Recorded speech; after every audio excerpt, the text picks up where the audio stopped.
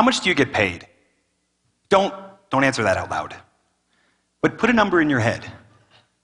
Now, how much do you think the person sitting next to you gets paid? Again, don't answer out loud. At work, how much do you think the person sitting in the cubicle or the desk next to you gets paid? Do you know? Should you know? Notice, it's a little uncomfortable for me to even ask you those questions. But admit it, you kind of want to know. Most of us are uncomfortable with the idea of broadcasting our salary. We're not supposed to tell our neighbors, and we're definitely not supposed to tell our office neighbors. The assumed reason is that if everybody knew what everybody got paid, then all hell would break loose. There'd be arguments, there'd be fights, there might even be a few people who quit. But what if secrecy is actually the reason for all that strife? And what would happen if we removed that secrecy? What if openness actually increased the sense of fairness and collaboration inside a company? What would happen if we had total pay transparency? For the past several years, I've been studying the corporate and entrepreneurial leaders who question the conventional wisdom about how to run a company. And the question of pay keeps coming up, and the answers keep surprising. It turns out that pay transparency, sharing salaries openly across a company, makes for a better workplace for both the employee and for the organization.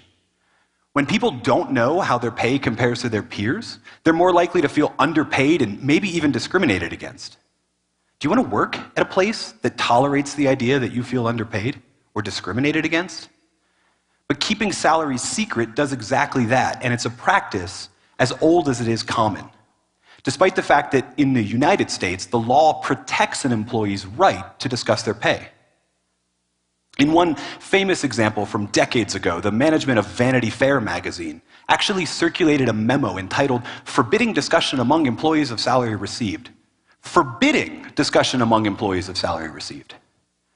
Now, that memo didn't sit well with everybody. The New York literary figures Dorothy Parker, Robert Benchley, and Robert Sherwood, all writers in the Algonquin Round Table, decided to stand up for transparency and showed up for work the next day with their salary written on signs hanging from their neck. Imagine showing up for work with your salary just written across your chest for all to see. But why would a company even want to discourage salary discussions? Why do some people go along with it while others revolt against it? It turns out that in addition to the assumed reasons, pay secrecy is actually a way to save a lot of money.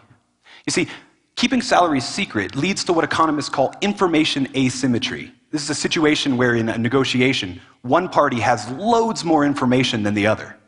And in hiring or promotion or annual raise discussions, an employer can use that secrecy to save a lot of money. Imagine how much better you could negotiate for a raise if you knew everybody's salary. Economists warn that information asymmetry can cause markets to go awry. Someone leaves a pay stub on the copier and suddenly everybody is shouting at each other. In fact, they even warn that information asymmetry can lead to a total market failure. And I think we're almost there. And here's why. First, most employees have no idea how their pay compares to their peers. In a 2015 survey of 70,000 employees, 2/3 of everyone who's paid at the market rate said that they felt they were underpaid. And of everybody who felt that they were underpaid, 60% said that they intended to quit, regardless of where they were, underpaid, overpaid, or right at the market rate. If you were part of this survey, what would you say? Are you underpaid? Well, wait, how do you even know? Because you're not allowed to talk about it. Next, information asymmetry, pay secrecy, makes it easier to ignore the discrimination that's already present in the market today. In a 2011 report from the Institute for Women's Policy Research, the gender wage gap between men and women was 23%. This is where that 77 cents on the dollar comes from. But in the federal government, where salaries are pinned to certain levels and everybody knows what those levels are, the gender wage gap shrinks to 11%. And this is before controlling for any of the factors that economists argue over whether or not to control for. If we really want to close the gender wage gap, maybe we should start by opening up the payroll. If this is what total market failure looks like, then openness remains the only way to ensure fairness. Now, I realize that letting people know what you make might feel uncomfortable, but isn't it less uncomfortable than always wondering if you're being discriminated against? Or if your wife or your daughter or your sister is being paid unfairly? Openness remains the best way to ensure fairness. And pay transparency does that. And that's why entrepreneurial leaders and corporate leaders have been experimenting with sharing salaries for years. Like Dane Atkinson. Dane is a serial entrepreneur who started many companies in a pay secrecy condition, and even used that condition to pay two equally qualified people dramatically different salaries, depending on how well they could negotiate. And Dane saw the strife that happened as a result of this. So when he started his newest company, Sumall, he committed to salary transparency from the beginning. And the results have been amazing. And in study after study, when people know how they're being paid and how that pay compares to their peers, they're more likely to work hard to improve their performance, they're more likely to be engaged, and they're less likely to quit.